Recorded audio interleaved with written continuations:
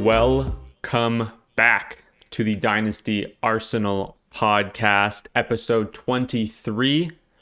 I am Sammy Stacks, joined as always by my good friend and co-host Tags. And Tags, we are well into rookie draft, rookie season. I can't wait for it to be over, honestly, this year, because it seems like everybody hates this rookie class and wants nothing to do with it.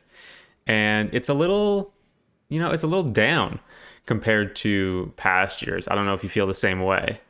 Yeah, the hype just isn't there this year. It's a little sad. I feel like people are excited for the top 5 picks, and then people are like, can we just fast forward to next year's class? Mm-hmm. Well, yeah, it's that. It's the fact that it seems like there's not a whole lot going on after the top 5, and the 2027 class is supposed to be insane, and so it combines into this really dead off season. And we're gonna try. You still have the picks. We still have to talk about the picks. We still have to discuss which players will be there. I am of the opinion, I think that I'm going to try and be an optimist here, and I'm just going to sort of hope and pray that we get some surprises on draft night. Maybe a running back or two gets in the second round. That would be fun. Maybe a surprise wide receiver. I think we will definitely see a wide receiver go in the first round that we don't expect at the moment, because obviously we talk about this top 5. After Jeremiah Love, it's Mekhi Lemon, Carnell Tate, Jordan Tyson, the 3 wide receivers, and Fernando Mendoza, who will definitely be going first overall to the Raiders. But there are several names at the wide receiver position that I think could sneak into the first round that we don't expect right now. Daniel Jeremiah put out his 2.0 mock draft this morning, as we record this on February 17th, and he had Malachi Fields in the first round to the Bills, which... Interesting. A lot of people see him as a day 3 guy. Yeah. Which is insane. So, and Daniel Jeremiah, his whole thing is he does mocks with his ears. And so, whether or not that's a team making a mistake by taking the sort of big, fast, strong hands guy in the first round, we'll have to see. But Omar Cooper is in those conversations. Chris Bell, obviously, who has the ACL tear, but he has been in those conversations at the back end of the first round. But today, we are basically going to talk about what these rookie picks are worth, essentially. We're going to sort of gamify it into a bit of a keep, trade, cut sort of thing. Basically, I've taken all the odds, so the 101, 103, 105, whatever. Tags has all the even picks in the first round. And we have 2 names attached to each one of those picks that are valued close to them. We tried to do a player above and a player below, but, you can't always tell market value all the time. And we're basically just going to have a discussion about how we should be valuing these picks, whether we should be buying, selling them, all that kind of stuff. Yeah, and hopefully it gives people some trade ideas if they're trying to trade out of these picks or trade into them. Because I do think that with the late firsts, maybe it's gone too far with how they're being valued right now. There are players I've been doing every Monday. I'm hopping on the stream with Zach from Fantasyland and Dynastyland, whatever. And he gets trade questions through the flockfantasy.com website and all this stuff. And the deals people are getting done with these late firsts. I think we saw somebody talking about it was DeAndre Swift for the 111. And I was that's crazy. DeAndre Swift is somebody you haven't been able to sell at all for the last many seasons. You might be lucky to get an early to mid second for him. Exactly. If that, especially in the off season, right? It's it feels like it's mid to late seconds for these kind of guys. And now they're being talked about as late first round picks. So unless there's anything else to get to, we can. I feel like the rookie draft always gets probably at least 8 players that are going to be sought after. Mm-hmm. And I mean, there's going to be wide receivers that go in the first round that aren't really super hyped up. Boston was one of those. We're going to see KC Concepcion in the first, I'm sure. And there's a lot of these players that are they're still first round receivers and they're going to good situations. So I feel like there's always going to be valuable players, even with the later picks and first rounds of rookie drafts. Yeah, I'm of the same opinion. Like we've been talking about the teardrop at 106, and I'm kind of like, I feel like somebody's gonna make themselves known as being that guy. Like if a running back gets into the top 50, Yeah. right, a Jadarian Price or a Jonah Coleman or something, and makes themselves known at that 106. The thing with the late first round receivers, you're absolutely right. These are valuable players. I think the difference is that guys like Xavier Worthy and Lad of that draft, and let me just think about last year, like Egbuka. Like Egbuka was like a 108, 109.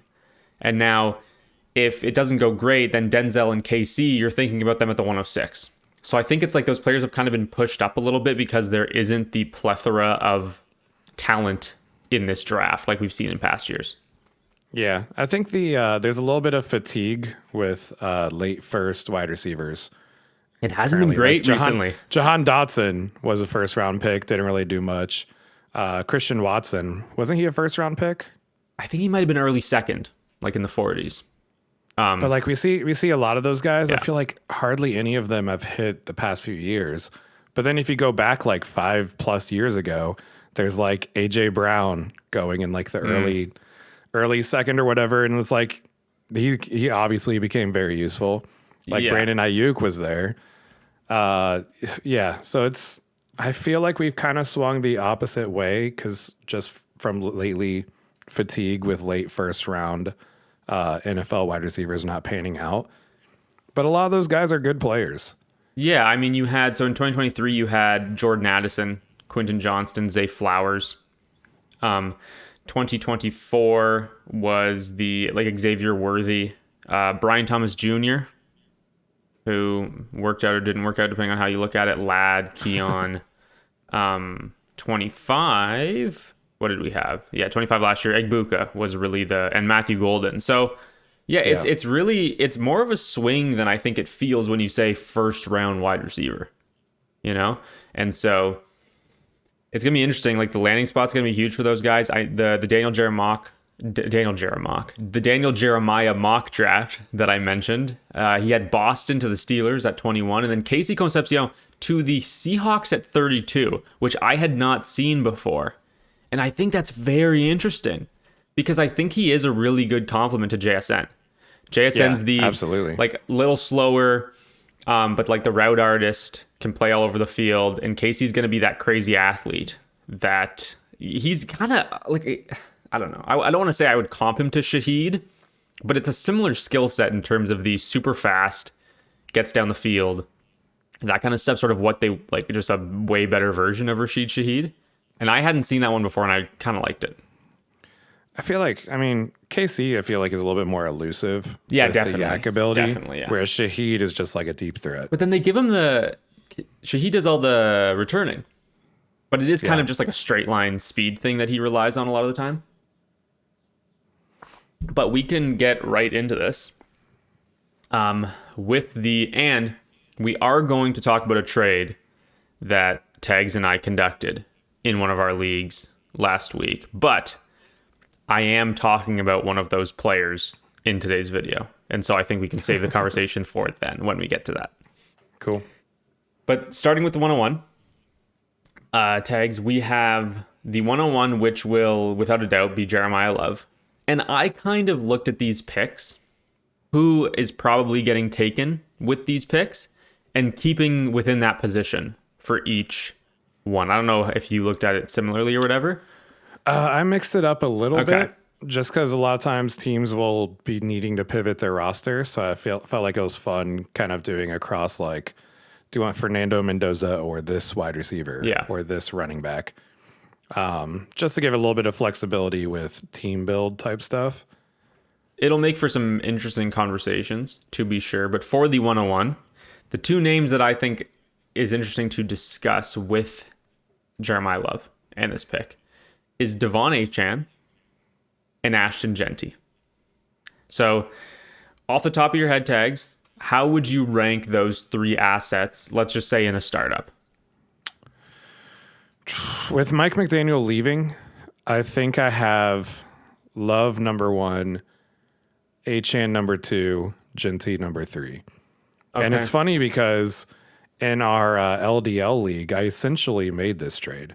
I traded Jeremiah Love. I had essentially the 101 pick in that league. Traded it for Devon Achan for my playoff push, and it won me the ship. So worth it. Always But worth it, yeah. looking back, I'm like, I kind of would have liked to have Jeremiah Love now. It's always, So yeah. that's my current ranking, and I'm not too concerned about the new coaching regime coming into the Dolphins because I think they're gonna have to run around Achan anyways. But you would take Jeremiah Love over him. Yes, Okay, yeah. See, for me, the only flip I would take HN straight up over the 101 just because, yeah, Jeremiah Love is as close to a sure thing as a prospect as you can get. But Devon HN, we know what he is capable of. And Jeremiah Love could easily fall into a situation as bad as Devon HN's is currently, right? With Mike McDaniel leaving. And I think you and I both share the opinion that it's Bobby Slowick is the offensive coordinator in Miami. He was hired, for those who don't know. Obviously, we don't have great memories of him in Houston. Didn't do great things for I remember it was the second and long runs was the annoying thing. It was always run, pass with Bobby Slowick. And I just have faith that he sees Devon Achan as his best player and that he'll get the most out of him. But it is razor thin. Like, these guys are all in the same tier. And I think maybe if I'm a rebuilding team and I have Devon Achan, this is a perfectly fine tier down. If the market is valuing him ahead of the 101, if you can get even 2 years younger at the position, I think that that's a perfectly good move to make. The comparison to Genti is really funny because it seems like him and Jeremiah Love have proved about the same at the NFL level, and one of them's played a season. But I kind of like the mystery box of where Love can go compared to the Raiders. I was gonna say, so that's exactly. So that's kind of my deal breaker with Genti coming in as 3. It's just that, like, I feel like even if it's a bad situation, which they're like, say the Saints, I feel like the Saints might be the worst spot for Love. Yeah, I still think like I like that better than the Raiders. I like that better than the Raiders. Like, The at Saints least have that offense can score points. Well, and they have 2 very good tackles. Like, the offensive Yeah. line is not as bad as it is in Las Vegas. Kellen Moore and Tyler Shuck seems like a decent combo. I just think there's more going on there than with the Raiders. And the Raiders, I don't know if you've seen the staff that they put together, but it is like, I think all 3 coaches are 38. The head coach, OC, and DC. Very young, inexperienced, rookie quarter. Yeah, it's just, it's scary to me. It's a little frightening. I think everybody's excited about Clint Kubiak. I'm pumping the brakes a little bit. But yeah, I think that the 101 is immediately in this tier. And I think that what do you think there is, and this is a good question. Do you think there's any way May 1st, the draft has happened, Jeremiah Love is in a tier with Bijan and Gibbs? Is that possible for you? Based on landing spot, I could see him being top of the tier right after them. So ahead of HN, basically. Yeah, because I think it is a little bit of draft hype to put him immediately in the Bijan and Gibbs tier. But I think he immediately goes to the top of the Genti, Hampton, HN. I guess Achan. I didn't know if you put Achan in the Bijan and Gibbs tier. No, I don't have him there. But I feel like he's immediately at the top of the Genti and Hampton tier. But I don't think you can immediately put him in as Bijan and Gibbs. I need to kind of see some production first before I'm ready to just slot him in there. Exactly. I completely agree with you. I do think there are a lot of really nice landing spots. Like, people have talked about him as early as 3 to the Cardinals. And, like, I don't think it's crazy. And there genuinely isn't a situation that's worse than what the Raiders was last year, at least on paper right now. The Commanders at 7 is that's where I wanted to go. That's my current favorite. I like that more than the Chiefs, honestly, because, dude, the read option, like the rushing offense that the Commanders could put together with Jaden Daniels and Jeremiah Love would be insane. Like Derrick Henry and Lamar Jackson is like the prototype for this. How do you stop that? I don't know how you do it. And that makes me excited for everyone involved there. Like if I'm a Jaden Daniels owner, I'm just like, yes, finally. Like they're either gonna give Jaden huge lanes to just run through and gallop for 15 yards, or they gotta lock down Jaden and it's gonna give Love like lanes to just plow through. Yeah. So And then I'm hyped for that. They put 8 guys in the box, and then Terry McLaurin's wide open. Yeah. Yeah. So I love that fit. I don't think it's going to happen because I think they have too many needs on defense. They do have, and they're terrible on defense. The fun pick, for most fun possible, would be Love. But here's the thing: like we say that, oh, we don't think it'll happen. The Raiders needed offensive line help last year. The Raiders also needed defensive help last year. The Raiders also could have used a wide receiver last year. People were mocking McMillan to them, right? Yeah. And that was in a draft where a lot of people thought that the tackles were better prospects than Genty, like position like not even looking at position. In this draft, so many analysts think that Jeremiah Love is the first, second, or third best prospect in this draft. And so I think he could go a lot higher than people think.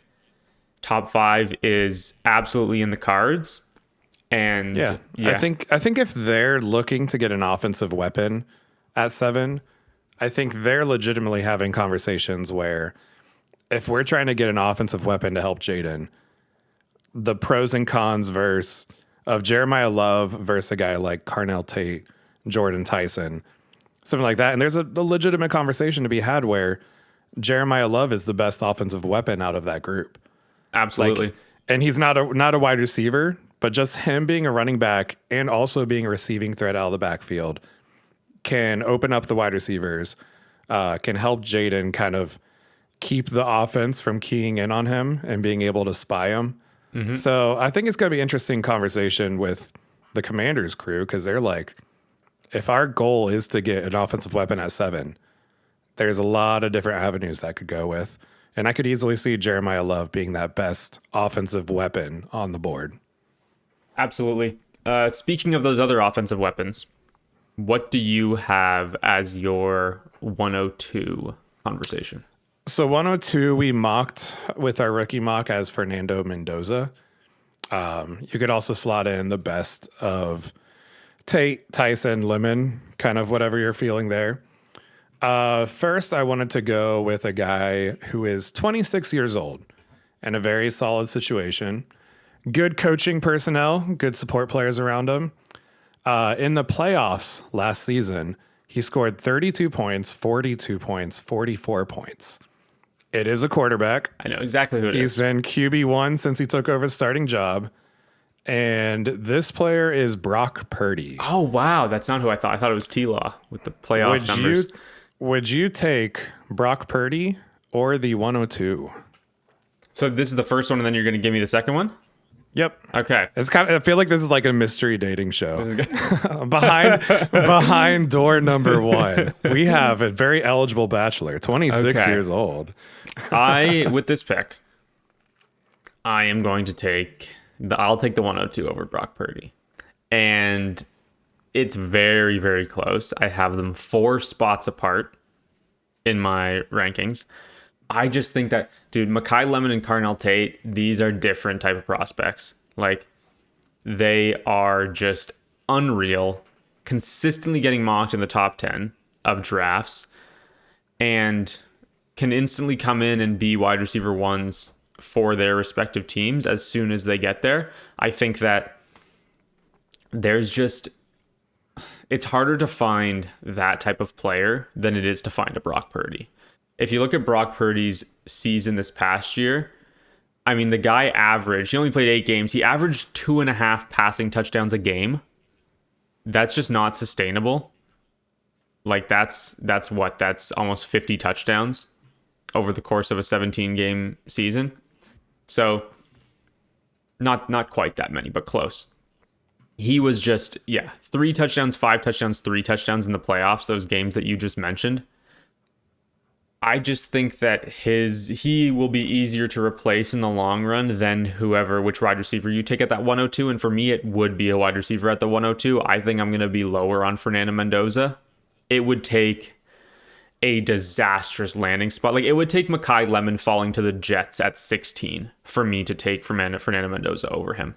I just don't think that there's a world in which Fernando Mendoza is higher than my 104. And yeah, I'm happy with the wide receivers there.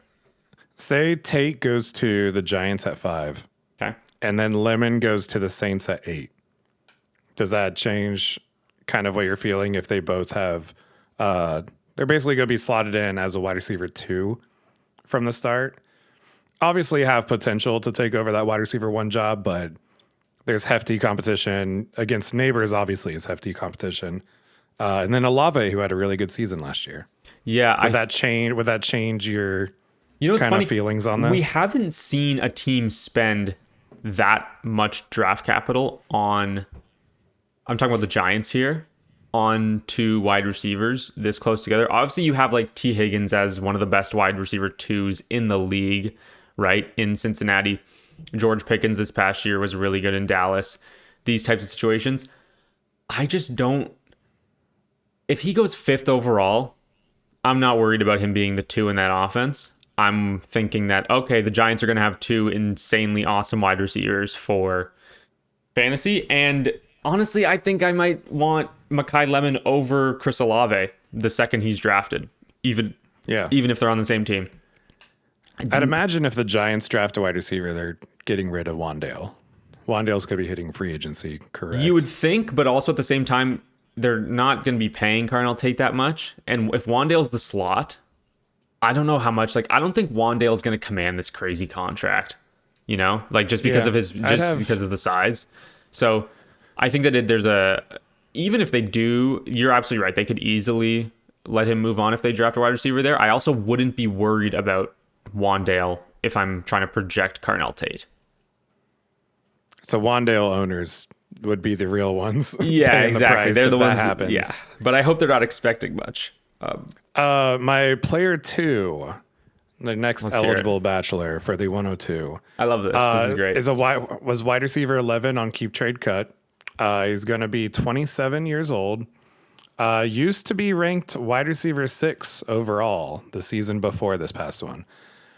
Finished the season with 71 receptions, 1,117 yards, and 6 touchdowns. And finished as wide receiver 8 overall this year. And this guy is a darling close to your heart. It's Nico Collins. Are you taking the 102 or Nico Collins? Wow. Oh, it's so hard. It's so tough. They are in the same tier. Tags did this on purpose. He did this on complete purpose. I'm pulling at the heartstrings here. This was absolutely intentional. Do you take the excitement of the 102 or do you get back with your ex? He hurt me this year. He really hurt me. I'm not gonna lie. And it's hard, there's the new sexy option with the 102. Saying that they won't do me the way Nico Collins did me. But I am I love the pain. I don't know what to say. It's so close. It is so close. I just have all the faith in the world in Nico Collins. This could look very stupid a year from now, obviously. Nico Collins will be 28 years old. I just know that there is still a great player in there. As I'm making this argument, I feel like maybe it's the wrong thing to do, but he was so good down the stretch. Wide receiver 5, 4, 10, 15, 5 in the second half of the season once he got back from the injury. I'm taking Nico Collins over the 102 here, but like if that's in a startup and I'm just building a team from scratch, that's what I would do. It's very much, if I'm a rebuilder, I would absolutely trade Nico Collins for the 102. So I want to put that out there. I think they're in the same tier. There's literally, like, if you are able to see my rankings on flockfantasy.com, there is 3 spots difference between them. It is just so close. But I would take Nico Collins in a vacuum over the 102, and I feel gross and tear me apart. Well, now that I got you to admit that one. What do you got for the 103? You're not going to tell me how much of an idiot I am for that? No, we know. I feel like it's evident. It goes We all without know. saying. Yeah, no, absolutely. I'm not trying to pile on. I really do appreciate that. So, at the 103, the first eligible bachelor for the 103 is George Pickens. What do you think?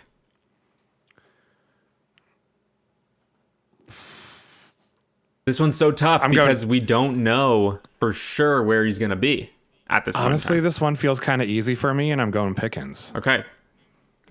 Because Pickens is incredibly young. He's like, what, 20? He's 23, going on 24 right now? He's 25. Is he really? He is 25 years old. Tag, see, this was his 4th year. Dude, it feels like he's only It's because he didn't do it. It's because he didn't do anything for 3 years. He was completely irrelevant for the first 3 years of his career. Crap, that might change. So he's going to be 26 next year then. So yeah, going into this coming season, he will be 25. Right now, he's 24.9 at the moment. Cool. And the 103 would essentially be possibly the first of those 3 wide receivers. Worst case, it could be Mendoza or the second wide receiver. If you're looking at it the way that it's currently being valued, it is Lemon, Tate, or Mendoza. One of those 3. You're guaranteeing yourself. I'm going to stick with my guns. I'm going to stick with Pickens. Okay. I think he's incredibly talented. He should get a contract extension with Dallas. I'd be kind of shocked if he doesn't. And I'm going to roll with the talent who's going to be tied to Dak for a few years. So, well, it's an interesting conversation because you mentioned with Tate and Lemon that there is a chance that they get drafted by a team that already has an established wide receiver 1. George Pickens is in that same situation, right? Yeah, but I like the offense because that offense is going to air it out, and Pickens has already shown that he can put up wide receiver 1 numbers, even as the wide receiver 2. And this is how I would frame it, because I am with you. I would take Pickens over the 103 quite easily. How would you view Tate or Lemon, probably Tate, if George Pickens walked and Dallas drafted them? I think I like Pickens better. If Pickens walked? So if you're saying if Dallas drafted Tate? Pickens walks, Dallas drafts Tate. How do you view Tate, like in a vacuum? I was debating like if Pickens on the Cowboys, Tate on the Cowboys. Okay, no. Which one would end the season better as the wide receiver 2? I mean, I guess it would obviously depend on where Pickens would go. I think I'd take Tate in that situation. Yeah, and I more just mean that we love this situation. We love this situation. The Cowboys boost wide receivers a exactly, lot. And so they love to throw the ball. Dak can air it out. We know he can put up numbers and supply 2 wide receiver 1s. Mm-hmm. So I kind of the situation boosts the value there a lot. Exactly, and even if even if they are the wide receiver 1 somewhere, right? Like let's say the Commanders. I mean, the Commanders is a great landing spot, but even if they are the wide receiver 1 somewhere, I prefer the situation in Dallas than to what Tate or Lemon might walk into. And so I would absolutely be taking Pickens over them as well. I'm with you there. The other player to discuss with the 103 is a man who has been valued for Dynasty a lot higher than what he's performed for you for every year of his career. He has 2 straight seasons now above 14 points per game, which doesn't sound great, but he's been as high as the wide receiver 4 in Dynasty value. This man is stuck in the purgatory that is the New York Jets. It is Garrett Wilson. I think I'm going 103. Give me a player with a fresh outlook. I love Garrett Wilson, for the record. I hate the Jets situation always. So yeah, give me the 103. I like taking a shot on a very talented wide receiver that may have a chance at a better situation than the Jets.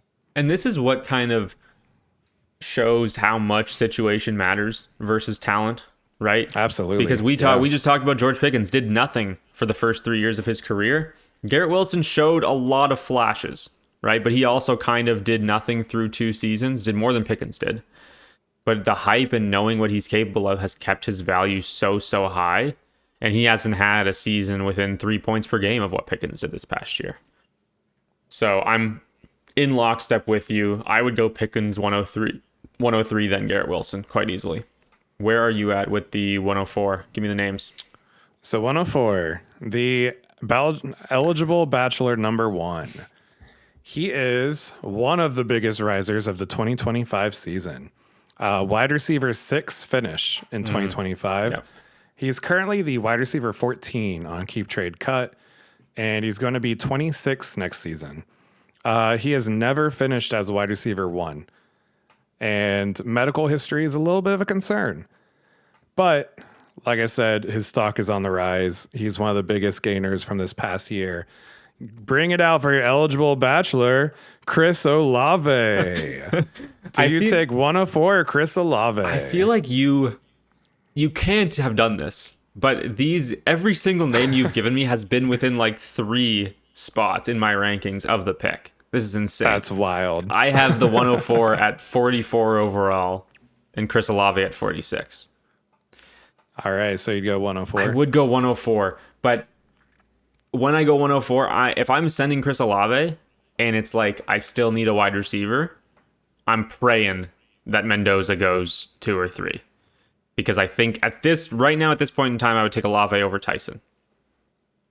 So Tyson's your 3rd wide receiver out of that trio. Pretty clearly too. It is split. The combine's going to be big to see what comes out about him. Because if we hear he's clear, he's good, teams are looking at him as a top 10 pick, he's back in the conversation. But right now, it seems like, I haven't been reading too much directly of people saying teams are worried, but I see in these mock drafts, he's fallen to 23. He's falling to 21. He's falling to the late teens, while Mekhi Lemon and Carnell Tate are consistently going in the top 12.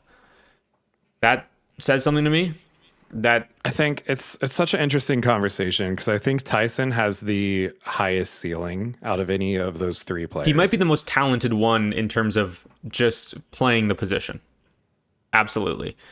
And Chris Olave, you have the injuries combined with I don't know what Tyler Shuck is. And this sort of rookie out of nowhere kind of scares me with some regression teams getting some tape on him as a pro and sort of being able to deal with that. And yeah, so I do like Chris Olave as a buy right now. He's super young still, not even 26 years old. He should be in line for a huge contract extension this offseason, which maybe if that extension is huge, maybe that puts him above the 104 for me because it is so close right now.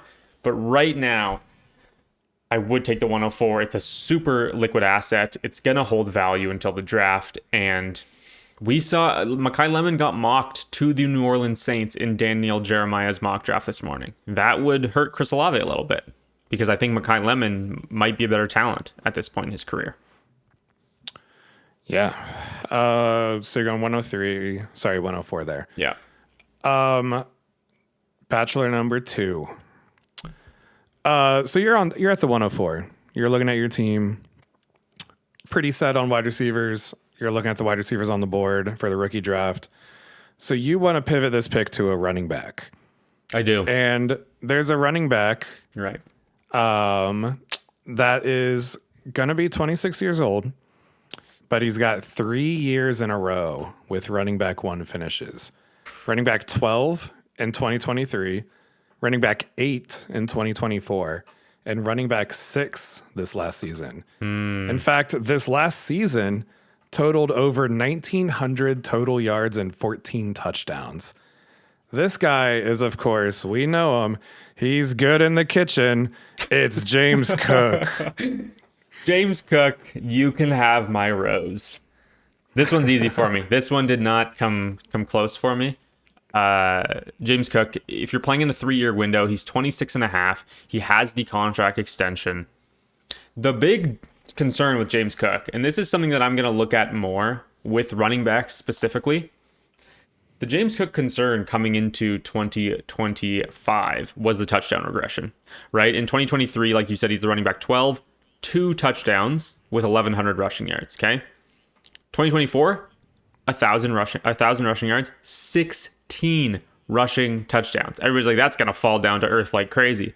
It falls down to 12. It did fall. It falls to 12, but he adds 100 carries and 600 yards on the ground.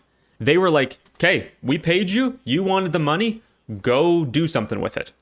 Right? And he absolutely did everything they asked of him. He is the guy now. There was concerns about it. New coaching staff. I'm not worried whatsoever because the guy that's going to be calling the plays as head coach is the guy that was calling the plays as OC. So I love James Cook as a buy right now.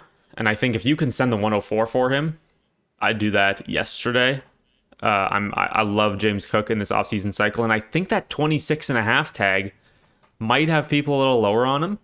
If you're trying to compete right now, get yourself some James Cook because he is going to be a guy that probably jumps into the first round of redraft leagues this upcoming season. And that's something that's important for us. If he projects as, I know on Underdog right now, he's the 10th overall player in like the way too early best ball stuff.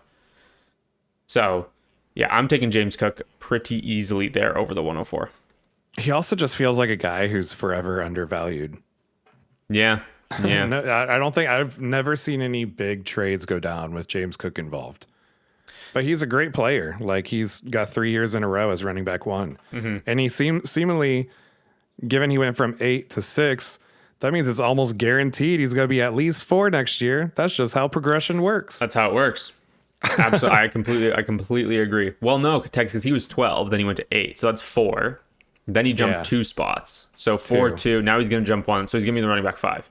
That's 5, which I'm fine with that for the 104. I would take that right now. Lock it in here. James Cook, running back 5 overall next year. 5 is higher than 4.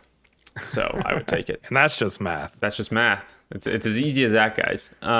With the 105, okay, let's say here's the scenario. You have the 105. You need a quarterback. Okay? You're like, my league loves wide receivers. All right? And I'm going to get Fernando Mendoza at the 105. He's going to fall to me. Then bang, out of nowhere, the guy at the 102 needs a quarterback. He takes him. You're like, oh my gosh. You hate to see it. You're panicking. You're like, do I take Ty Simpson? And everybody's like, no, don't do that. Please don't do that. Do not take Ty Simpson. So you need to trade this pick for a quarterback, okay? Would you, Tags, your first option, would you trade the 105 for Jordan Love? No. You heard the man. Don't do it. Don't do it. Jordan Love is a tough one because he's so sporadic. And I feel like he's been struggling to get into quarterback 1 numbers. And I feel like there's better options that you can trade for that are going to have a better production ceiling. You know who forever is our buy low quarterback? Don't say it because he's the other name. Is he? Because the other name, we love this guy. The other name for the 105 is Dak Prescott. And I would much rather have Dak Prescott. I completely agree.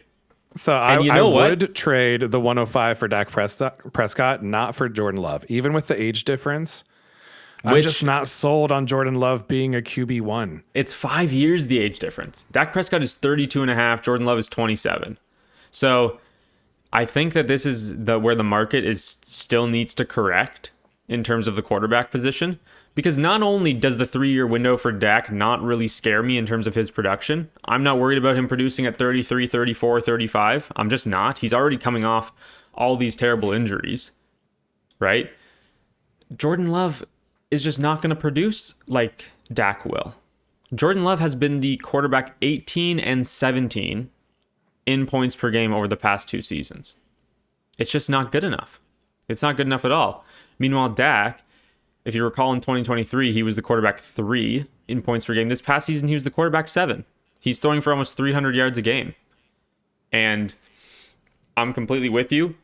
I'd rather have Dak, and I don't think you need to send this pick for Dak because I think you can get him for less.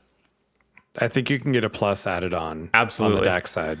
Yeah, and I would 100% do that. He is the perfect quarterback 2 for contenders. It doesn't get any better than Dak Prescott in that situation. It's so, looking at Jordan Love's stats from this past year, dude, it's so weird because it's like he's throwing for 300 yards and 3 touchdowns or he's throwing for 130 yards, no touchdowns, maybe an interception or two. There's no in between. Yeah. Like he's either blowing up for 30 plus points or he's scoring you 6 points. And it's because Matt LaFleur is just so obsessed with running the football.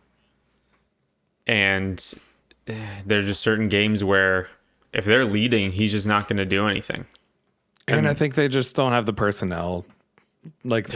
Cowboys obviously have the personnel to be able to air it out every single game. And the defense is way worse. Best weapon. The defense is way worse too, right? Like the Packers defense this year was top 10 in the league, and the Cowboys couldn't they had nobody in the secondary. They couldn't stop anyone after trading Micah Parsons to Green Bay. So yeah, I'm completely with you. It's the environment, right? It's the passing environment. It's the weapons. It's the tendency of the coaching staff. It's all this kind of stuff. So that's one where the market views Jordan Love ahead of the 105 and the 105 ahead of Dak. And it's just completely backwards for both of us. And I think, like we said, I think you can get a plus added on with Dak. Like I could see the 105 for Dak plus a second, a 27 second, 28 second. Yeah, absolutely. Just get something thrown on. But I'm happy I do it straight up, especially if I need a quarterback. Mm-hmm. Yeah, that's easy for me. The 106? 106. So we've missed out on Jeremiah Love, Fernando Mendoza. This is where it gets interesting receivers. because I feel like the value of the player you're going to say here is going to be way lower than what we've been talking about thus far. What I noticed is that starting at around this pick is when you start bringing up players that have a lot of question marks. Yes. Not as stable of a situation, not sure production. Mm-hmm. You start seeing a lot more question marks, but that checks out because the 106 also has a lot more question marks than the top 5 picks. So 106, this first guy has had a little bit of a tumultuous relationship. He might finally be getting out of this tumultuous relationship. And he's 25 years old. He is running back 11 on Keep Trade Cut and could possibly be getting a new contract. Hope has some upside for a better situation. This is, of course, we know him, we love him, Breece Hall.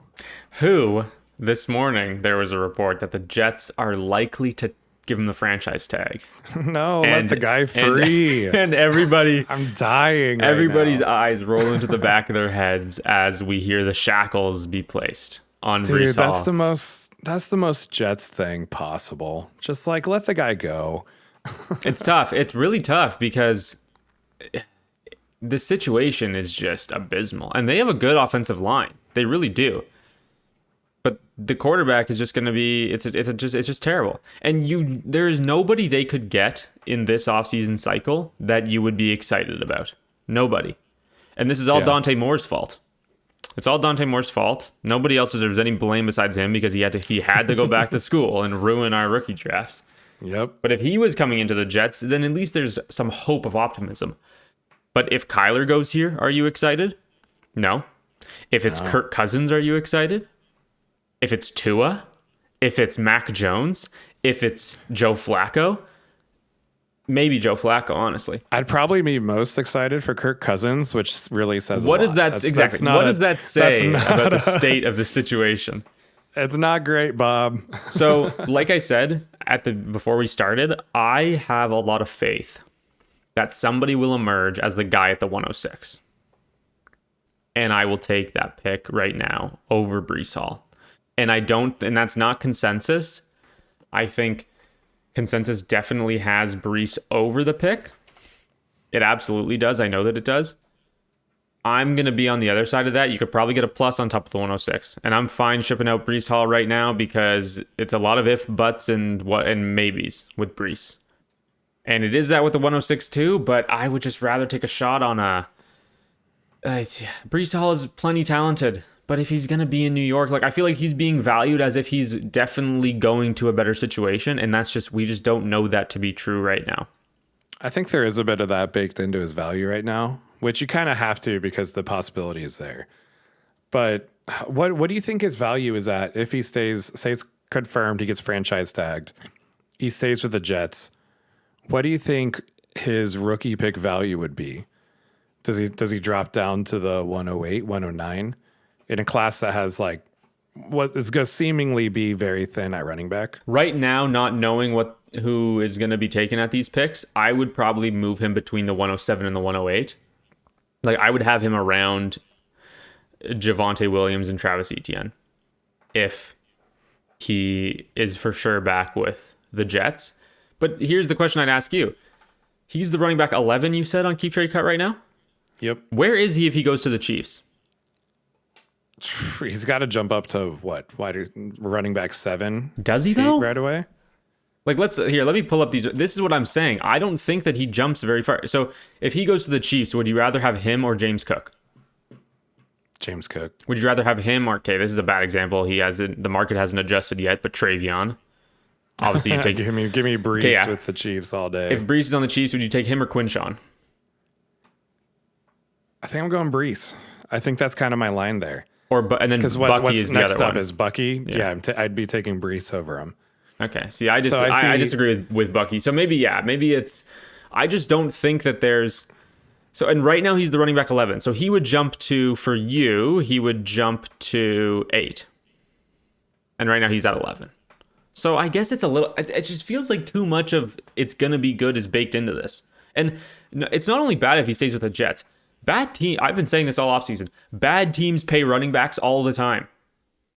We just have these great memories of the free agent running backs of Derrick Henry, Saquon, and Josh Jacobs, who ended up in perfect situations. What about Tony Pollard, who everybody was really excited about coming out of Dallas? He goes to Tennessee. He's been terrible. Bad teams pay running backs all the time.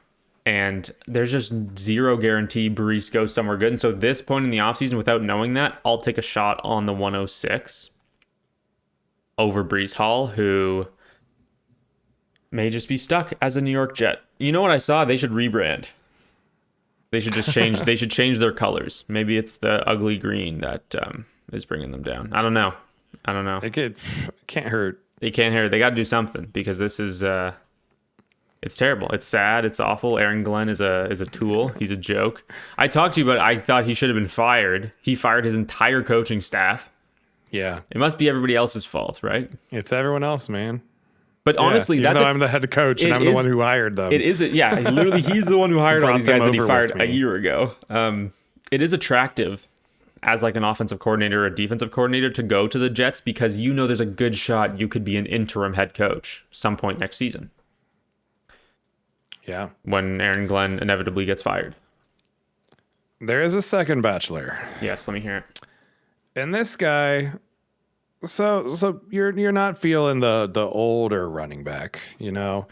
You're trying to go a little bit younger. This guy Brees is Hall's very old? young. For running backs. 25. Running backs age like dog years. They're like 7 years. Yeah, per exactly. 1 year. We're the Bachelor and I'm Leonardo DiCaprio. That's what's going on. Yeah, absolutely. So we're dating younger.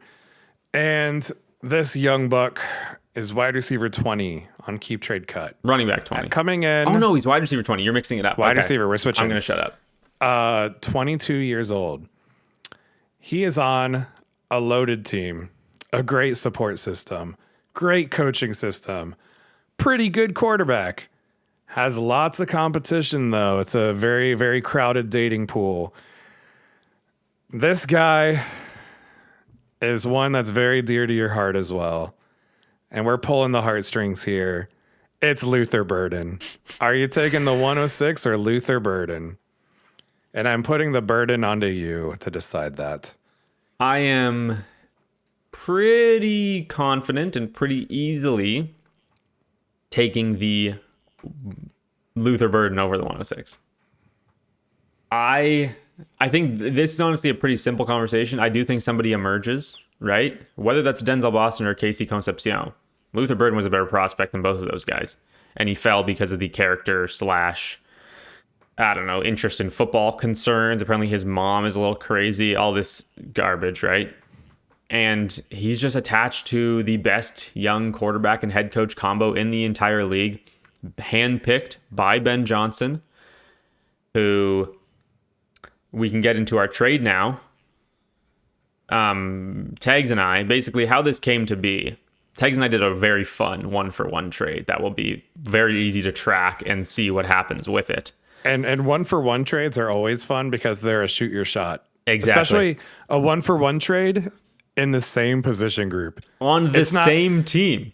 It's might be the most fun trade possible because So it's same team, same position group. We're not pivoting like, oh, I need a running back. I have too many wide receivers. This is a 1-for-1, which makes it all the more just like yeah. So putting all your chips on a player. I'll stop burying the lead. We traded. Basically, what happened was that my roster, I need to do a little bit of turnover. I need to get younger. I traded Nico Collins. I was trying to trade Nico Collins away, and I'm having a conversation with this guy in our league, and he has Rome Odunze, and he throws Rome Odunze into one of his counters, and I'm like, I don't like Rome. Like, I'm not a Rome guy. I'm not a big fan. I just don't. He hasn't done very much so far, and Ben Johnson didn't draft him, and all this stuff. You're muted. But you know a guy who does like But Rome. I was like, you know who likes Rome Odunze is Mr. Tags. So I look at Tags' roster and I'm like, Tags has got Luther Burden. I like Luther Burden more than Rome Odunze. So I shoot him a little text. I'm like, if I hypothetically had Rome Odunze on my team, would you trade him 1-for-1 for Rome for Burden? And he goes, I would do that. I'm like, okay. So I accept the trade with the other guy and then immediately flip Rome 2 Tags for Burden 1-for-1. And I think it's the most fun thing I've ever done in my life. And the whole league lost their collective minds. They did lose their collective minds. But this will be so fun something to monitor. Because we could both lose. They could both suck. That'd be equally. But then Colson Loveland's probably great, and then I win anyways. DJ Moore comes back and is just incredible. Oh, what a nightmare that would be, eh? No, so I will take Luther Burden over the 106. I'm just super high on him. I think he looked incredible in his small stint where he was getting some more looks this past season. Obviously, the game against San Francisco in Week 17 is the biggest one there, but I just have a ton of belief in this offense, this quarterback, this head coach, and this player specifically. And so I would take Luther Burden over the 106 at this point in time. All right. What do you got for the 107? You didn't give me the other player. Oh no, it was Brees. That was the second. Oh, yeah, it was sorry. Brees and Burden. I got cut up And all over the place. For my point on the Rome trade, it's funny because you're like, I'm looking to get a little bit younger. So you go from like someone who's 23, like early 23 to like late 22. Yeah, that's you got so like funny. you got like 5 months younger. That is really, really funny. I personally like Rome's. I mean, he has the much better draft capital. He played pretty well last year until he had the foot injury. And then that foot injury just kind of lingered with him for the whole year. Yeah. So I'm still pretty high on him. He had games where he had 7 receptions, 128 yards, 2 touchdowns, 62 yards a touchdown, 69 yards a touchdown, 88 yards and a touchdown, 114 yards. So I like Rome. I like his upside. I'm just not that big on Burden. Yeah, and I think that there's merits to both sides of this argument, obviously. And yeah, I'm so excited to see how this plays out. This is gonna be a ton of fun. With the 107, the first eligible bachelor might have had a breakout, potentially you could say, this past year, ending up as the wide receiver 7 overall. However, many are saying that this is a fraudulent wide receiver 7 finish. It is Mr. Zay Flowers. For 107. Man, that's tough. It's so hard to figure out what to do with Zay Flowers. It really is. Give me... I think I'm going to go Flowers. Okay. I like the talent. He's had some drop issues, but he kind of corrected that a bit. He just needs to be more consistent, but he obviously has the upside games. And I think he established himself as the primary passing weapon in that offense. You know what's interesting? So I don't necessarily think it's a fluke. I think it's a ceiling season. I don't think this is going to be the normal for him. But even if he finishes as wide receiver 11, 12, 13, 14, as long as he's in that wide receiver 1 borderline range, I feel like I'm happy here with the price. Well, I think that This past season was one of the lowest in terms of wide receiver points scored for fantasy football that we've seen in a long time. And I think Zay Flowers is the lowest point total for a wide receiver 7 overall in something like 15 years. Like he wasn't that good. He had 1,200 yards and 5 touchdowns. He averaged just over 15 points per game. So it was nothing crazy. His production jumped a tiny, tiny little fraction. He jumped like 13 yards per game in one reception. But this wide receiver 7 tag has sort of propped him up. I think I agree with you. He's very solid. He doesn't have a contract yet, if I'm remembering correctly. And he is eligible for one this offseason because they're going to have to pick up the 5th-year option this offseason before his 4th year. A lot of people have been talking about a receiver potentially for them at number 14 overall in the draft. That could be interesting. Maybe that's even good for Zay Flowers because he could pick up some of the short area stuff if like a Boston jumps to 14 or if Tyson ends up there. Is he a player whose value raises if he goes somewhere else? Flowers? You would think so, right? I don't know. Is this a Ravens thing or is this just this is who he is type of thing? I don't know. But his target share, his target share was 28% this year, and he was fine. He was like, Yeah, I like Zay Flowers. I think he's a good wide receiver. And I think if he gets out of the Ravens, I still think he's going to be successful. Because I just think he's a good player. Mm-hmm. We are probably 2 years away from that at the minimum, if that is the case. But yeah, 25 years old, taking him over the 107. I think I would do this. I would do the same as well. But it is close. Obviously, that 107 pick is just not worth very much this year. It's hard to figure out kind of where these guys are. There's so many question marks. Absolutely. Another guy who definitely has some question marks, but he had maybe the biggest discrepancy in first half and second half production that we've seen in a very long time for a player. He's on a very good offense, an offense with a lot of talent around him. He is a young wide receiver, still less than 25 years old, going into his 5th season in the NFL. Ooh. Our bachelor's Jameson Williams.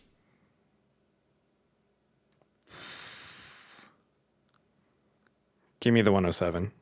And I know we're not going to agree on this one. Yeah, we're definitely not. I know you're pretty high on him. Yeah. I think I'd rather bet on a guy like Sadiq, who could get top 15, top 20 draft capital here, or one of probably the next highest finishing, highest drafted wide receiver here, compared to a guy on a loaded offense, and he's stuck in that offense because he just got the contract extension. I just find it hard for him to carve out a consistent role. Love him in best ball. Yes. But I feel like a lot of times you're rolling a dice. It's a 50-50 chance whether he's going to be even usable in your lineup. And I feel like he's one of those players where he could string together 2 good weeks and you're like, all right, he's figuring it out. Let me put him in my lineup. And then he duds. And then you're like, well, I'm going to take him out of the lineup because he just dud. I can't have that 2 weeks in a row. And then that week he goes up. And then he blows up again, and you're like, well, I guess I'm going to put him in my lineup. And then he duds. Yeah. And then you're just constantly chasing the production with him. Mm-hmm. And we all have those players like that. And I just avoid those players because there's such a headache to figure out when and when not they're going to be useful. I think over the course of his career, you are absolutely right. That is exactly what he has been. It is boom bust. He's great for best ball. He's probably a better NFL wide receiver than he is for fantasy, right? Because he takes the top off the defense, all this kind of stuff. The reason I am in on Jameson Williams, and I am very in on Jameson Williams, over the first 7 weeks of the season, he averaged 8.3 points per game. Terrible. Absolutely awful, right? During the bye in week 8, Dan Campbell came out and he said, we have not been getting certain players in our offense the ball as much as we should have. It was very obvious he was talking about Jameson Williams. That was the only talented player in the offense who wasn't getting the ball. Week 9 onward, First 2 weeks out of the bye, Sam Laporta is playing. He's awesome. Sam Laporta gets hurt. Jameson Williams awesome the rest of the year as well. He averages 16.2 points per game, doubles his production for the rest of 2025. This also came with the change in play calling, with Dan Campbell taking over, which tells me the head coach wants to get this guy involved. And they made an effort to get him involved. It worked. He was great. I think they're going to continue it. And for anybody talking about the Laporta injury, the Laporta injury happened after they said they were going to start getting Jamo the ball more and did it for 2 weeks. So I just believe that Jameson Williams is a much more talented player than Laporta. And he's a much more, he will do more with what is given to him. And so that's why I'm so in on Jameson Williams, and I would easily take him over the 107 here. But I completely get the fears and not wanting to play the whack-a-mole with trying to get him in your lineup. Yeah, absolutely. He did finish, man, he had some heaters. He was incredible. 144, 96, 134, 70, 74. Like, it's a lot of green on his stat sheet for that second half of the year. Absolutely. And that 16 points per game includes a 0 against the Vikings, which kind of goes to, or against the Giants, which kind of goes to what you're talking about with him, booming and busting every once in a while. We got to change that. It can't be bust. It just can't. Pause. We need to fix that. As always, we have gone on some insane tangents, and so we're going to have to speed run these last 5 picks. But we will. All right, we'll fly through. We will fly. Who do you have at the 108? 108. This guy is 27 years old, wide receiver 24, in a system where he's not very appreciated and has competition, but could see a certain guy on his team get traded. This guy is Devontae Smith. Would you rather have the 108 or Devontae Smith? That is really, really fun. I like that one because, AJ Brown potentially getting moved. I think that we should see a bounce back from the Eagles offense as a whole. However, with the 27 tag, I will be taking the 108 here. And then Bachelor number 2. Disclosure, I made these rankings 2 weeks ago, and then I got sick and had no voice last week, so that's why we didn't have a pod last week. Apologies, that's my fault. That's all right. So I feel like this one's going to be very easy. This is a running back. He's 25 years old. You had Ken Walker here? Yeah. Super Bowl MVP and the MVP of all of our hearts. And we were buying this guy for a second. Dude. Plus a tiny throw on. If you were listening to our podcast, the first Dynasty Arsenal victory ago, lap of all time, by the way. Oh my Kenneth gosh. Walker. Yeah. We told you guys to buy this guy for what? I bought him, I think I bought him in 3 leagues for a second plus like a tiny throw on. A second plus a third and one. Because when he was doing nothing and Zach Charbonnet was getting all the touchdowns, this is what he was worth. And we were like, He's a free agent. They clearly don't value him in Seattle, but we know he's so talented. He will go elsewhere and do great things. We weren't right about that. But Dude, it worked. He's such a good player. We kind of fell ass backwards into this being a good take. Because it still counts, okay? It's not exactly what we thought was going to happen, but we were right. You should have bought him. And now we're talking about I have him here versus the 108, and for me, it's very easy. Yeah, I'm sure it's very easy for you too. On the stream with Zach last week, we started with a Kenneth Walker segment because it was the day after the Super Bowl, and his hype was at an all-time high. We polled the chat. There was like 150 people. They took him over the 106. Yeah. Before that, they were like, he is right in that middle tier of the tier drop between the 105 and the 106. That's how they were viewing him. So yeah, easily him over the 108 with Devonta Smith. I think that there's potential for this to be good, but he's a smaller guy, which worries me about the aging more than some other players, right? That slender build. He's 27. The Eagles should bounce back, but I don't know if they will. I much more would rather have him in the 109, 110 range. It is very close, though. And yeah, Ken Walker is on a freaking rocket ship. And we've been here since they were building the ship. Dude, yeah. Yeah, ground zero is where we were. With the 109, this is a spot that Kenyon Sadiq could end up. Let's say you have the 109 and you're like, Kenny and Sadiq, that's my guy. I need a tight end, and my team's complete. And then the guy at the 108 snipes you, and he takes him. And you're like, shit. Ooh, what am I gonna? hate to see it. What am I gonna do now with this pick? I need a tight end. Do you trade the 109 for Tucker Kraft? Easy. Yes. Let Easy. him know. This Tucker Kraft was like, if he didn't get injured, we'd be talking about him in the McBride Bowers. It would be the Wow, McBride really? Bowers Kraft tier. Really? Okay. He was tight end 3. He was tight end 1 for most of the year last year. But until the injury hit. He was very good. He's still very young. He's going to be, I believe he's going to be 25. He's 25 right season? now. Yeah, he just turned 25. Yeah. And it's tough because if I need a tight end, I think there's better options to target because we don't know what his timeline is for his return. I imagine do we know if he's gonna The injury was week ready for 9. I training think camp? he's on track to be ready for week 1.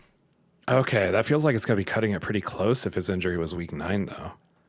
Yeah, So- but ACLs these days, Not they're just built different. they are. I mean, what are they putting in these ligaments? I don't know, man. But I think we could see a bit of a slow ramp up for him, but he's by far the best receiving target the Packers have on their team. And he was up into the echelon of McBride, Bowers. Loveland obviously wasn't catching on by then. But he was mentioned as in those top 3 pinnacle group. So I'd gladly take Kraft over the 109. And where Kraft has been going in startups this offseason, every time I'm just like, man, that's such a steal. That's such a steal no matter where he goes because he was so good. Yeah, I think that my only concern with Kraft is that he ran hot on touchdowns. So he played 8 weeks. He had 6 touchdowns. That often does kind of skew things with such a small sample. He only had 2 games with more than 60 yards and only 2 games with more than 5 receptions. So it's hard. Everybody remembers that big game against Pittsburgh, the 30 points and all this stuff with the 2 touchdowns. But I think he's incredibly talented. There's no doubt the Packers have that need for a number 1 target in their offense. Let me give you maybe one that's a little harder, okay? So you send the 109 to the Tucker Kraft owner, and he laughs at you and blocks you because you sent him a terrible trade offer. Because he listened to the pod. Because he listened to the pod, and he's Kraft like, "You're is not gonna get undervalued." me. Come on now." So you pivot. You're like, who could I get? Would you trade your 109 for Sam Laporta? Yes. I'm still pretty high on Sam Laporta. He's obviously has tight end 1 overall ability because he's already done it. And I think Laporta is pretty solid. He's going to give you consistent production most weeks. There's a few weeks where he just kind of vanishes when it's hard on an offense with so many talented players. Yeah, because there's sometimes where they just decide to just run the ball every play because they've already built a big lead. J-Mo had a 90-yard touchdown reception. Like he does. He's just good at that stuff. Which he does. Gibbs had an 80-yard touchdown rush. They're up 14-0 after 2 possessions. And then they're just like, you know what? Let's just give Monty the ball. Let's give Gibbs the ball. Let's just slow grind this out. And there are games where that happens, and he kind of just vanishes that way. But I still like the talent of Laporta. Yeah, I'm on the other side of that. I would rather have the pick. I just think that he's going to fall into this situation of being like the tight end 8 to 14 every year, and he's just not going to matter that much. And I don't know if I want to spend a first round pick on that.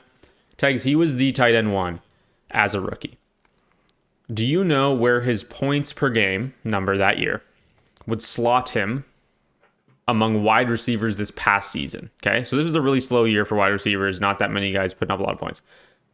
If Sam Laporta's 2023 season was a wide receiver season this past year, what number? So does he not get? He doesn't get the tight end premium.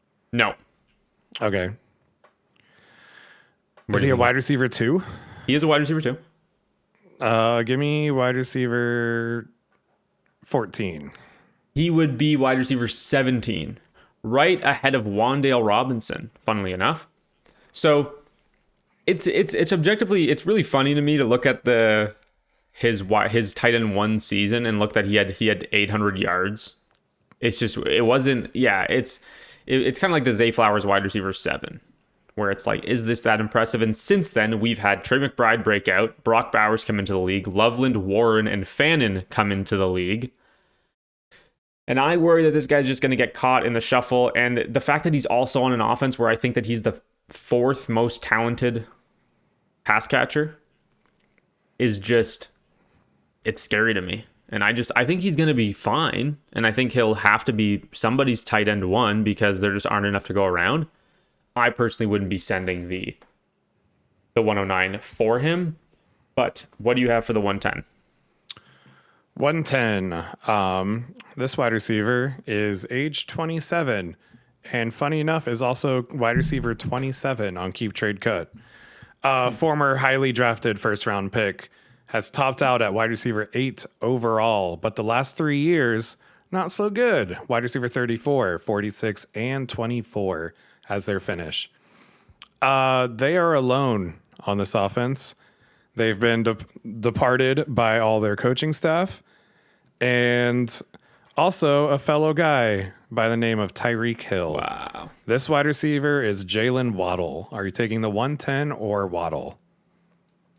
Tags, they're back-to-back in my rankings. How do you keep on doing this? That's insane. Literally. Especially because I made these rankings 2 weeks ago when we were planning to do this pod. Yeah. And that is just like Devonta Smith. He's turned 27. Oh my God. Okay, literally this is the cop-out of all cop-outs. If I am at all looking to compete, I take Jalen Waddle. If I am at all not looking to compete, I'll take the 110. Because they are literally neck and neck. And by the time you're considering this asset in a startup, you already know where your team is headed. This couldn't be closer for me. I have Waddle literally one spot ahead, but it's as close as it gets. I think that maybe there's some opportunity for Waddle to have another year where he's decent. But I mean, we are now 4 years removed from the wide receiver 8 overall season. yeah. And he's just been banged up and not good since then. And also, he is the trademark of our deceptively old. Deceptively old. He literally is the poster child for the deceptively old tag. Created this tag for this player specifically. Yeah. Bachelor number 2 is also 27 years old. Deceptively old. Is he? Finished as running back 10. But he should be getting a new contract. But the question is where? This running back is Travis Etienne. Would you have the 110 or Etienne given the state of the running back class? 110 or ETN. It's also close. ET10. I tried. It is close. It is close, just like Waddle. But I will take Travis Etienne over because I think that with this draft class, I would rather have the production. It's actually looking more likely, the reports coming out, that he will walk, which makes this interesting because I think we were pretty confident a few weeks ago that Etienne and Ken Walker were both staying where they are. Yeah. And if Etienne is thrown into the pool and some shuffling happens, he could be a guy that ends up in a good situation. I think he'll get paid like a running back 1, like a guy who will be a team's bell cow. He showed that in 2025. So I will take, even at 27 years old, he is deceptively old because he's only played 4 years. Obviously, his first season was completely taken out by the ACL tear in training camp. But I will take Travis Etienne over the 110. Perfect. What do you got for the 111? For the 111, this is the only one where I didn't do positions or the same position because I feel like these guys are viewed very similarly because they are both the oldest player being valued as high as they are at their position. This is purely Do you want to trade for a vet who's going to help you in 2026? Do you want to move the 111 for that guy? And the first name, the first bachelor, Leonardo DiCaprio, would not approve of this. It is Derek. It is Leo's really catching some flack on this podcast this week. Leo would not. Leo is keeping the 111. I promise you. We're about to get a cease and desist from his lawyers for sure. Would you move the 111 for Derrick Henry? I don't think so.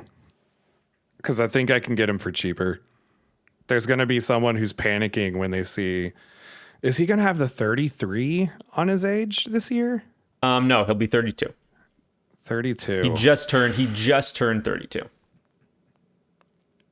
Dude, I'm taking the 111 because I think there might be a high upside running back that can be had here. Maybe a Jonah Coleman, Jadarian Price, that kind of range running back. And if they get second round or third round capital, I'd rather re-roll into that just because I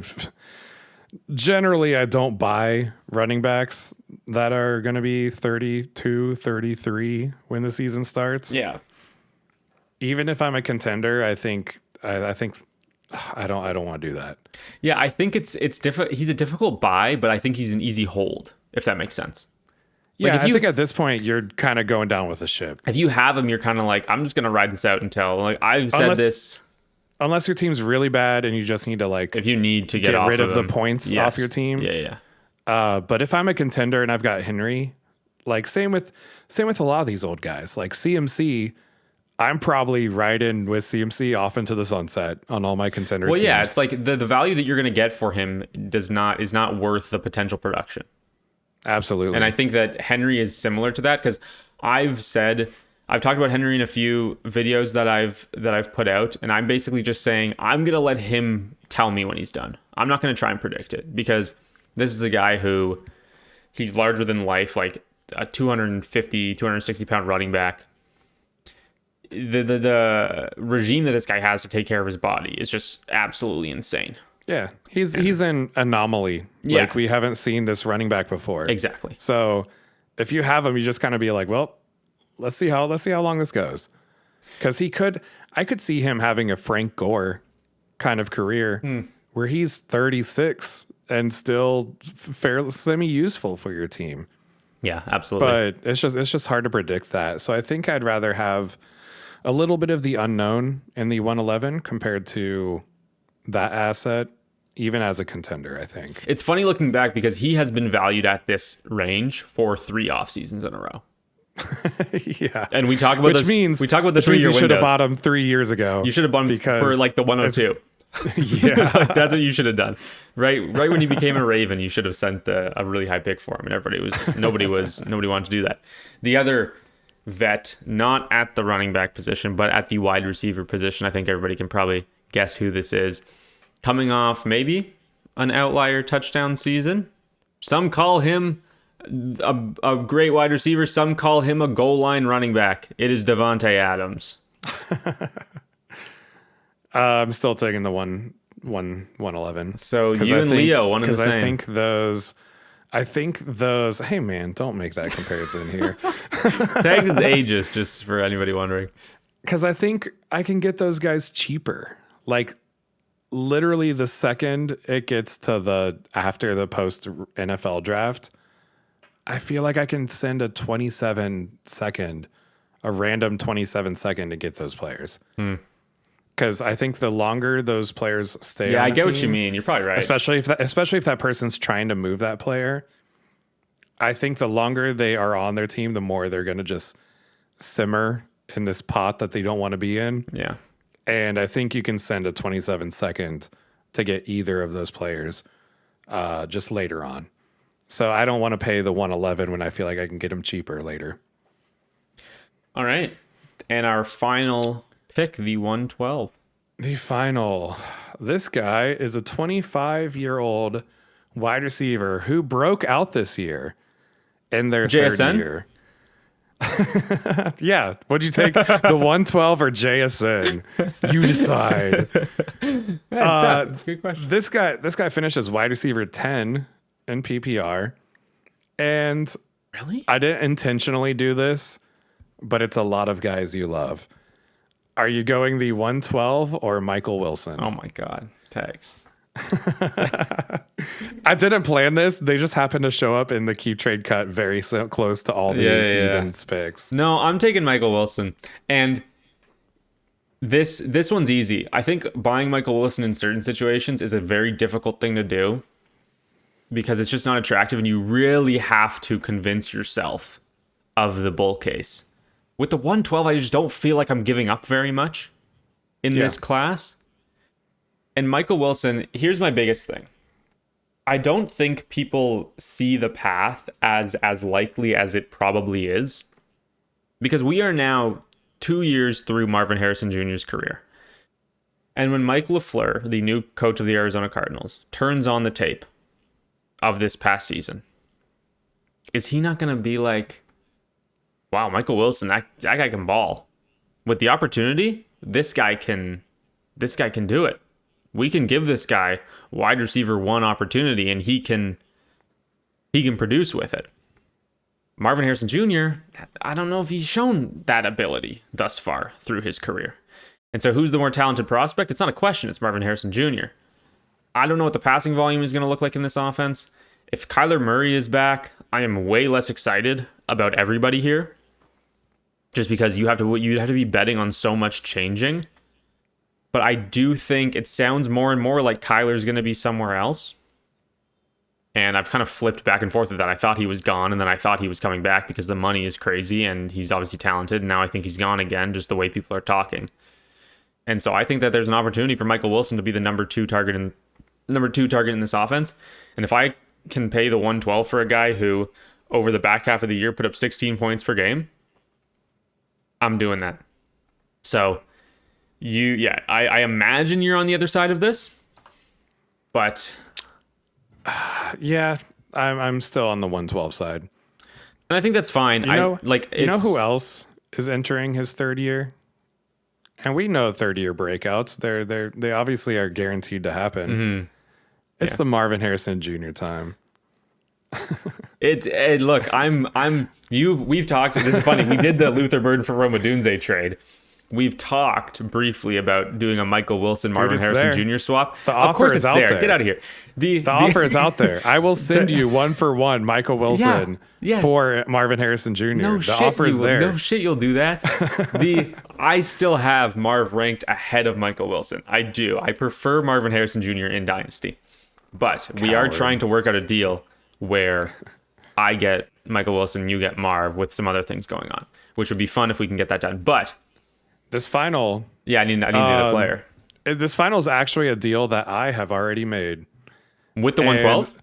Yes. Oh, heck yeah. So this is kind of it's almost like a, do you side with my side of the what trade do I or think not? of your trade that you made? I traded... This is a 28-year-old wide receiver, finished as wide receiver 18 overall. He is the number 1 option in their offense, supposedly. Not sure what the quarterback situation is. This wide receiver is Michael Pittman. Wow. Do you take the 112 or Michael Pittman? Because this is a trade I literally made. I traded Michael Pittman for the 112. You got the 112? Yep. Phenomenal job. This is actually crazy, though, because tags, they're 2 spots apart. I don't know how... This is insane. That's 2 spots apart. No way. That's wild. That is nuts. So, 2... Yeah. Wow. It's the hive mind of the Arsenal podcast. I can't believe this. Yeah, no, I would take the 112. I like getting out of that. I also think it's fine as a target right now, like with how low these rookie picks are being valued. Like 28-year-old, the main concern for me, and this is a concern with Jonathan Taylor, it's a concern with Tyler Warren, is Daniel Jones coming back off the Achilles tear. His ability to move around was really big for this offense. We have seen Aaron Rodgers, Kirk Cousins recently coming off Achilles tears, not being able to move whatsoever in that first season back, and losing a lot of what makes them great. Daniel Jones wasn't great to begin with. This system propped him up a lot. And so I'm concerned with him coming off. And then Michael Pittman, we don't have time to wait. Like, this guy's 28 right now. It's not like you can wait on him for a year and hope Daniel Jones gets back to what he was this past season once Michael Pittman is 30. So I'm taking the 112. I like that move for you. And hopefully you get to re-roll this to an Omar Cooper or an Elijah Surratt, or maybe Eli Stowers gets up into this range. He's on a rocket ship right now too, by the way. Yeah. So yeah, I would go the 112 there, but it's very, very close with the 112 and these sort of vet wide receivers that are in this range. But there we go. We did it. We frickin' did it. Look at us. We made some connections. We made love happen in honor of Valentine's Day. I'm so proud. Yeah, this was great. I'm so proud of us. Wow. Okay. Yeah. Thank you everybody so much for listening. We were able to motor through those last few names, and we kept it under an hour and a half, which is great. It's not like we're on a time crunch or anything. I just feel like 90 minutes is a good amount of time. I don't know. Do you listen to a lot of podcasts? I love when I see like my favorite podcast pop up with a new episode and it says 2 hours. Oh yeah. I always hate it when it's like 45-minute episode. I'm like, it's like, bro, this is a YouTube video. What do you mean? Come on. Like let's get in depth about some of this stuff rather than just being like, yeah, I like this player. Anyways, what about this player? Yeah. So maybe we can start going longer, and if people want to throw on the 1.25 speed, I'll sound like a chipmunk for anybody. Dude, we can yabber. We've proved we can yabber. Famously on our very first episode, I think we talked about DeAndre Swift for 30 minutes. Oh yeah. And we thought that we were just like rookies. Turns out this is just who we are. This is just who we are. We talk about DeAndre Swift. We can just talk about football for all day. So, and we're back to our old ways. We have no idea what we're doing next week, but free agency's coming up. Maybe we dive a little deeper into some rookies next week. I don't know. We'll talk about it. We'll see. Hopefully we have some news on the franchise tags. Hopefully we get some tags happening before then. Yes, you can officially place them starting today. So hopefully we get George Pickens news, Ken Walker news, Breece Hall news, lots of stuff going on. Breece Hall, man. Genuinely, they should rebrand. Seriously, or get Jameis Winston. Dude, that's what we need. He's already in New York. Oh my God.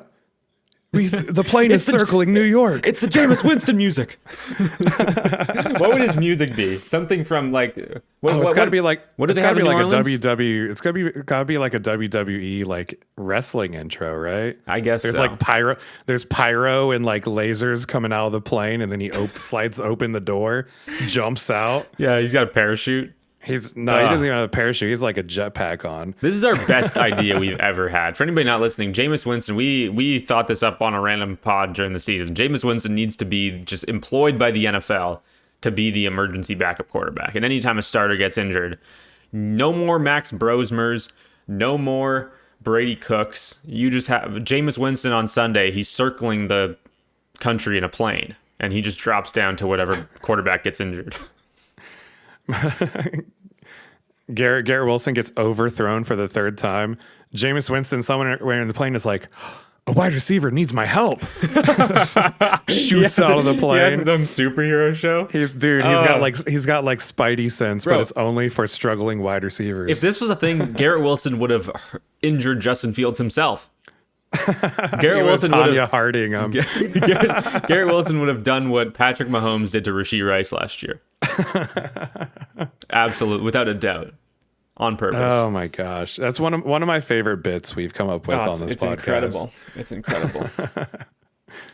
Thank you all so much for tuning in. Subscribe to the channel on YouTube. Leave a like. Leave a comment. Let us know what you think of anything. What did we say today that was crazy? We'd love to get some conversation going in the comments. We're also on Apple and Spotify, so hit us up over there.